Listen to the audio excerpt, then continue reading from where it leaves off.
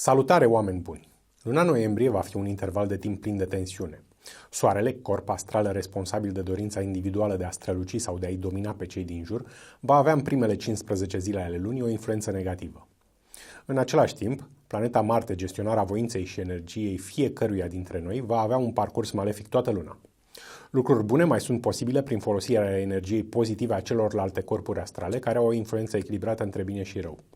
Care sunt sectoarele de viață afectate și care sunt cele protejate pentru fiecare semn zodiacal, vedeți la horoscop. Berbec. În prima jumătate a lunii, conflictele de autoritate la locul de muncă îți vor aduce dificultăți în activitatea profesională. Totodată, toată luna, nervozitatea și insistența ta de a finaliza un proiect important pentru tine îți va aduce eșecuri repetate. Cu toate acestea, victoria lunii va consta în acumularea unor câștiguri materiale substanțiale, provenind din alte surse decât munca ta sau de la alte persoane. Taur. Blocajele spiritului tău creator vor face imposibilă comunicarea cu cei din jurul tău în prima parte a lunii. Totodată, toată luna, atitudinea ta neliniștită și nerăbdătoare va face pe cei din jurul tău să te evite, mai ales când vei fi în dificultate. Realizarea lunii va fi reprezentată de deblocarea karmei tale pozitive, lucru care nu se poate face decât prin anumite fapte bune sau prin evitarea unora rele, lucru care îți va aduce conjuncturi favorabile în anumite sectoare de viață. Gemeni. Tendința ta de a-i desconsidera pe cei din jurul tău îți va aduce în prima jumătate a lunii mai multe pierderi materiale, deoarece datorită acestei atitudini negative, bani sau bunuri provenind de la alte persoane nu vor mai ajunge la tine. Totodată, toată luna vei fi lipsit de concentrare și vei face astfel un rău cuiva din jurul tău, dar pentru această greșeală vei plăti cândva în viitor. Evenimentul central al lunii va fi un lucru benefic legat de căminți sau de un membru al familiei. Rac. Dacă vei avea o atitudine respingătoare la părerile celor din jurul tău, în prima jumătate a lunii vei declanșa consecințe negative ale faptelor tale rele din viețile anterioare. Asta dacă ai o karmă negativă. Totodată, toată luna vei avea un comportament imprudent care îți va aduce multe greșeli și probleme în activitatea de la locul tău de muncă. Evenimentul principal al lunii va fi un mare succes pe care îl vei înregistra într-un sector de viață important pentru împlinirea destinului tău. Leu. Spiritul tău prea autoritar și încărcat de egoism va strica în prima parte a lunii bunele relații pe care le aveai în cămin cu toți membrii familiei. Totodată, toată luna, dacă vei fi cuprins de o lene cronică, veniturile rezultate din munca ta vor scădea într-o măsură semnificativă. Participarea ta la o mare petrecere unde vei fi în centrul atenției sau plecarea ta într-un voiaj de plăcere în care te vei simți foarte bine vor reprezenta evenimentele principale ale lunii. Fecioară, lipsa cronică de încredere în propria ta persoană va face pe cei din jurul tău în prima jumătate a lunii să se distanțeze semnificativ față de tine și chiar să nu te susțină dacă vei trece prin situații dificile. Totodată, toată luna, atitudinea ta foarte agresivă poate declanșa conjuncturi dificile de viață datorate karmei tale negative, adică al lecțiilor de viață neînțelese sau al faptelor tale rele din viețile anterioare.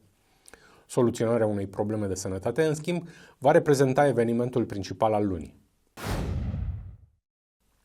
Balanță. Datorită atitudinii tale de izolare, de fugă față de cei din jurul tău, în prima parte a lunii nu vei avea deloc o bună înțelegere cu partenerul de cuplu, iar relația se va răci considerabil. Totodată, toată luna, atitudinea ta conflictuală pe care o vei avea îți poate aduce mai multe probleme în planul comunicării sau al deplasărilor scurte. Evenimentul central al lunii va fi un act de bine pe care vei avea de ales dacă îl faci sau nu, iar pentru acest ajutor acordat cuiva din jurul tău, destinul te va recompensa din plin cândva în viitor. Scorpion.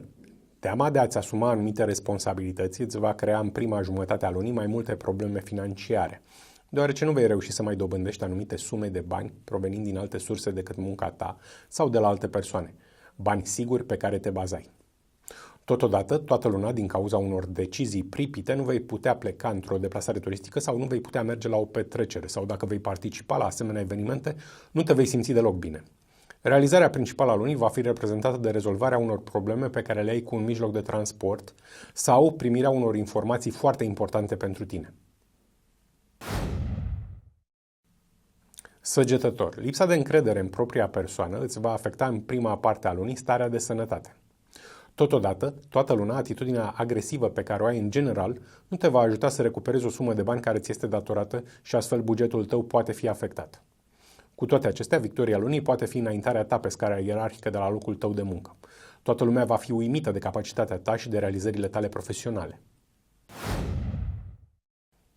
Capricorn, atitudinea ta dominatoare pe care o vei avea în prima jumătate a lunii îți va aduce mai multe nereușite în diverse planuri. Totodată, toată luna, lipsa de sensibilitate față de persoanele aflate în dificultate se va întoarce cumva împotriva ta și te vei confrunta cu o problemă de sănătate. Dincolo de asta, creșterea câștigurilor obținute din munca și efortul tău prin valorificarea inteligenței și talentului va reprezenta evenimentul primordial al lunii.